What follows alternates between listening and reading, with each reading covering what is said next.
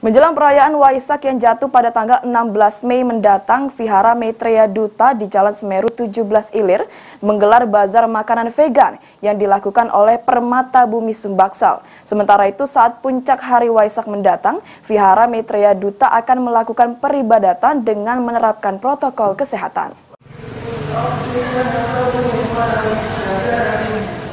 Menjadi salah satu vihara yang terbesar di Kota Palembang, Vihara Maitreya Duta yang terletak di Jalan Semeru 17 Ilir menggelar sejumlah kegiatan menyambut perayaan Waisak yang jatuh pada tanggal 16 Mei mendatang.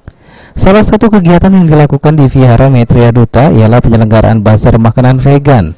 Dalam bazar ini, sejumlah makanan yang disajikan ke para pengunjung ialah makanan yang higienis.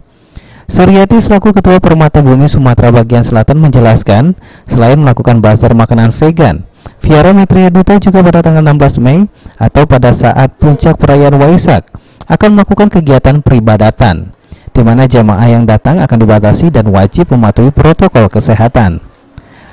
Ada peribadatan di lantai 5, nanti kita tetap ada sembahyang seperti biasa ya untuk perayaan Waisaknya seperti itu.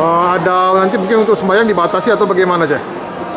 Tetap dibatasin, maksudnya itu dengan prokes lah ya, dengan jaga jarak tetap ada. Nggak dibatasin bener sih, tapi tetap ada jaga jarak.